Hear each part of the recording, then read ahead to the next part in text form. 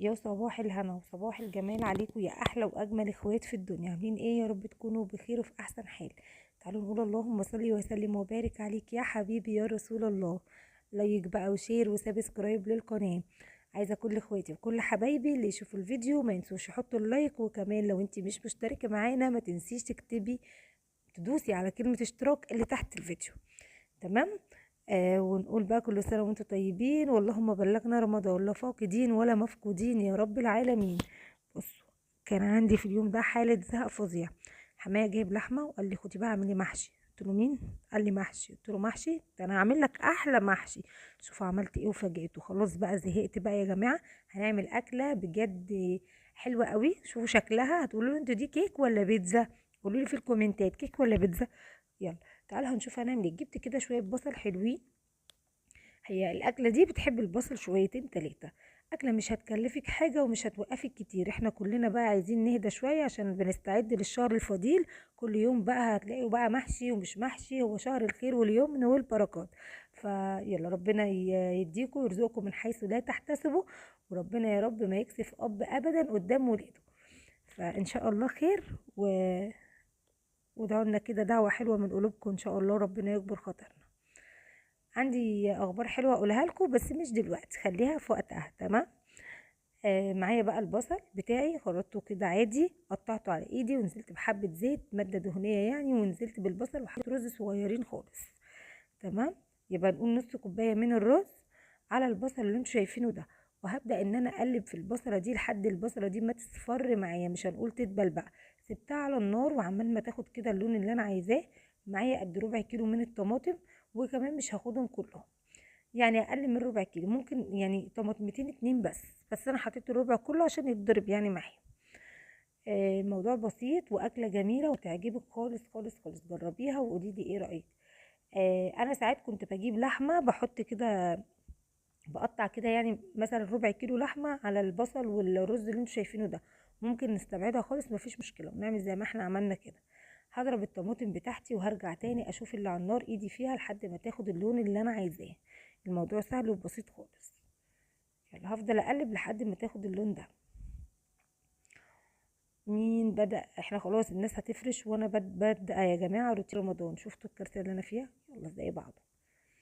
قعدت اقول لنفسي انا ما تعمليش حاجة يا بنت، الشقة نضيفة، الشقة حلوة، مش محتاجة حاجة، خليكي على العيد.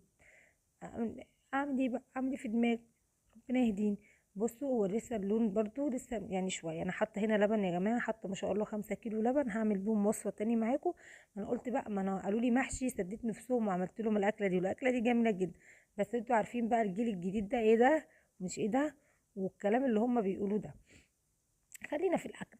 البصله كده لما اصفرت معايا خالص وخدت اللون، بدات ان انا اتشها بالطماطم، وهسيب الرز بتاعي ده بس يستوي. هو اصلا استوى من كتر ما انا قلبته في البصل. بس هسيبه ايه يعني ياخد التكه دي. هنزل بفلفل اسود وبهارات مشكله وبس كده اهو، مش اكتر من كده. حطيت والملح بتاعك طبعا ظبطيه وبس. وحطيت اللبن بقى هناك يفك معايا. كنت جايباه وحطاه في الفريزر، يعني كنت هعمل رز بلبن لحمه كان طالبه. فقلت يلا يا بت بقى ايه نروق عليهم كده، ما دام احنا بقى ما حرمناهم من المحشي هنفاجئهم. والله العظيم يعني حماية وهو بياكل قال والله تحفه جميله يعني. بصي جميله عجبته الاكل يعني، والحمد لله عدت على خير. هبدا بقى ان انا حطي بقى البيض المناسب ليكي. اللي انا عاملاه ده ممكن تحطي فيه 4 بيضات هيبقى كويس جدا. بس انا هنا بحب اكتر البيض شويه. فطبعا ربنا يحسن ما بين ايديكي. وحطي اللي انا قلت لك عليه الكميه الصح، هو حوالي 4 بيضات او 5 بيضات. هي هتبقى تمام. هي البيض لما يبقى فيها اكتر يعني بيبقى احسن. انا هنا حطيت كميه البيض بقى، انا مش عارفه اعد معاكم بس زي ما انتم شايفين كده. انا حوالي كنت جايبه ب100 جنيه بيض ساعتها. بس اخدت منه يعني ده مش كله. تمام يعني ده مش كله، اخدت منه عملته في فطار وكده، فده بقيته يعني. فمش عارفه كام بضايه بصراحه، لكن هو المقدار اللي انا عاملاه ده ممكن تحطي عليه 4 بيضات هيبقى زي الفل. هنا طبعا الرز بتاعي والبصل برد خالص. ما ينفعش ان انا احط البيض والحاجات دي سخنه. البيض ممكن يستوي كده ومش هيبقى احسن حاجه. خلاص يعني انا كده حطيت صباعي زي ما انتم شفتوا، ايدي اتحملت الحراره، يبقى هادي خالص. هنزل بالبيض واقلبه كويس. وهبدا ان انا اجيب شويه صغيرين من الشبت زي ما انتم شايفين كده، بس هقطعهم عليه وخلاص. طبعا مظبطه بقى البهارات بتاعتي والملح بتاعي، وحاطه الصينيه بشويه زيت يسخنوا جامد كده على النار، عشان لما تيجي تقطعيها تتقطع معاكي زي الكيك بالظبط، وتطلع معاكي الخرطه بخرطتها كده. ليه عملت البيض في مكانها كده لوحدها بعيد؟ مش عشان يبرد بس، لا عشان كمان لو في قشرة اتكسر مني ولا حاجة ابقى واخدة بالي. يعني ده افضل واحسن. هنا بقى التلات بيضات دول سبتهم لوحدهم كده، هحتاجهم دلوقتي معاكم. انا كنت حاطة شوية زيت كده في الصينية يسخنوا او يقدحوا، عمال ما ايه ما اشوف هعمل ايه. بس كده كل الحكاية. تش بقول لك الصوت اللي حصل. حطيتي بقى لايك يا ست الكل، ولا لسه قاعده بتتفرجي كده على الفيديو سرحانه وما حطيتيش لايك؟ لا حطي لايك للفيديو، واكتبي لي كلمه حلوه شجعيني. و يعني جبر الخاطر دايما بنقول ان هو على الله. هنا حطيت حبه فلفل اسود بس عشان يبقى فيه اي ريحه مش مستحبه زي الزفاره يعني وكده، بس هو مفيش، ده بيض بلدي، فعشان كده تلاقيه مكتره فيه شويه عشان الحجم بتاعه صغير. حطيتهم كده على الوش يعملوا لي لون اصفر وحلو كده، وممكن ما تحطيش براحتك، هيبقى حلو برضو معاكي وهيديك اللون المناسب. انا دلعتها لهم خالص وظبطتها لهم. الموضوع مش توفير ولا قصه حاجه، كل اكل يا جماعه بيتكلف. لو هتجيبي علبه جبنه وهتجيبي بيض برضو بيتكلف، كل حاجه تكلفه، بس احنا بنتكلم بس عن التغيير. هنا بقى هحط فلفل، وهقطعه كده الفلفل اللي هو الرومي ده، هقطعه واحطه شكل كده عشان اوريكي دلوقتي ان انت اللي هتحكمي تقولي دي بيتزا ولا كيك. يلا على الفرن، يلا بينا. هنا بقى حطيت رز يتهري خالص خالص خالص، انا عايزاه يتهري بجد. اه يتهري، بس الرز ده بس، اوعي تهري رز تاني وتقولي ان انا اللي قلت يعني. عايزاه يبقى كده مهلبية مهلبية. حطيت حوالي، انا معايا 5 كيلو لبن، حطيت كوباية وربع من الرز. مش بحب الرز فيه اصلا، هما بيحبوا المهلبية، بس انا ايه بحط الرز ده ما بياخدوش بالهم يعني. تمام.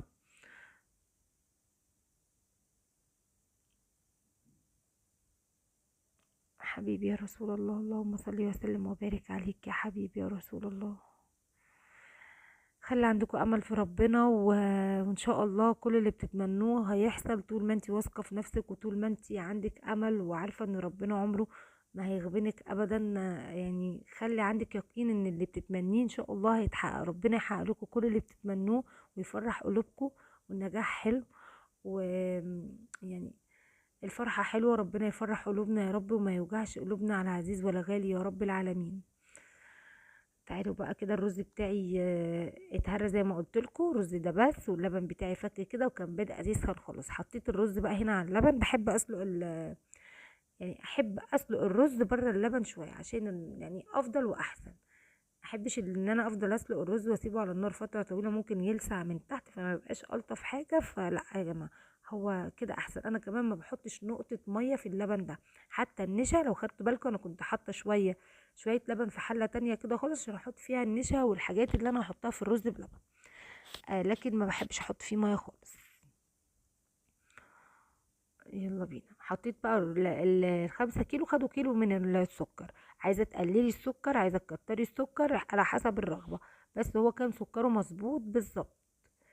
هنا حطيت النشا، ولكل كيلو من اللبن معلقه كبيره من النشا. بس عايزه اقول لكم ان النشا كانت سيئه قوي، فانا حطيت اللي انتوا شايفينه ده كله عشان يربط معايا. في نوع نشا بياخد كل كيلو بياخد معلقه كبيره من نوع النشا اللي بيبقى كويس وجودته حلوه، فبياخد معلقه واحده بس على حسب برضو نوع النشا. دي حماية اللي كان جايبها هو بره برضو، مش عارفه هو جايبها منين. معايا كيسين كريم جانتيه وجايب لي ده نوع وده نوع، بس يلا زي بعض كله مشي وكله زي الفل.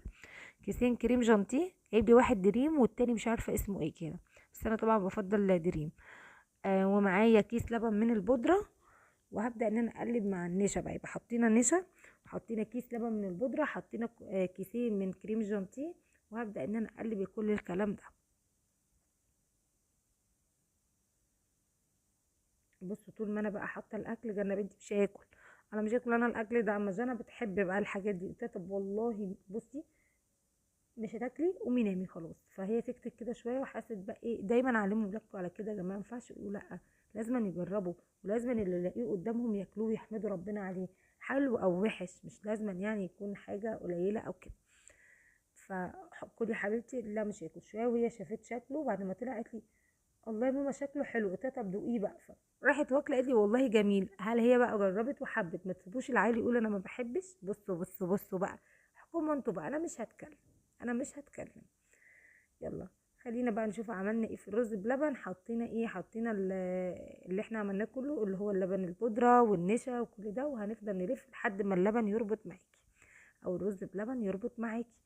ايدك فيه كده ما تسيبوهوش، هيغلي غلوتين وهتطفيه على طول.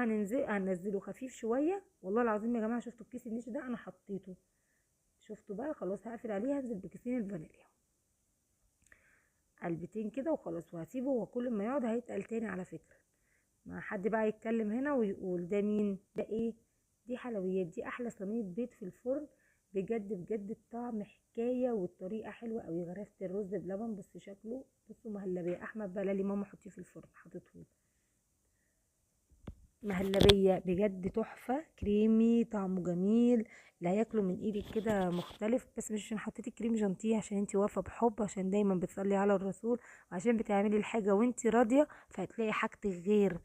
يعني مش لازم بس اللي انا بقول عليه ده، يعني هو الناس كلها بتعمله كده يا ستي، مش عارفه ايه. ايوه الناس كلها، بس هيبقى فرق بينك وبين الناس كلها ان انت واقفه بتعملي بحب وبرضا، وراضيه عن اللي انت بتعمليه، وواقفه مش مجبوره على حاجه، انت واقفه وحابه الحاجه، فهتطلع من ايدك حاجه تانية. بصوا بصوا بقى الجمال. وحد يقول لي حاجه بقى، انا عايزاكم تقولوا لي حاجه. اليومين دول يا جماعه افتكسوا كده اكل بقى غريب شويه، عشان احنا داخلين بقى ايه، في موضوع تاني خالص. داخلين في كل يوم اكل شكل، فخليهم كده يتفاجئوا بالاكل. قال جاي تقول لي محشي، وانت اصلا نص مصر، نص مصر ده مصر كلها بتعمل محشي اول يوم رمضان، حرام عليك. بس انا عملت له النهارده بصراحه. يلا بينا. شايفين؟ هي جنة هنا اللي كانت بتصور، مش عارفه هي مش قلبانه ومغيرانه، ويلا زي بعض. بس عماله تيجي كده وتيجي كده. بتعملي ايه يا بنتي؟ يا بنتي بتعملي ايه؟ الله يرضى عنك. بصوا بقى بحط جبنه ومخلل. اخد حته الجبنه كده، يا خبر ابيض، تحفه تحفه. هناكل ونحلي. يا رب يكون الفيديو عجبكم. لايك بقى وشير وسبسكرايب. اشوفكم في فيديو جديد، واسيبكم في رعاية الله. مع الف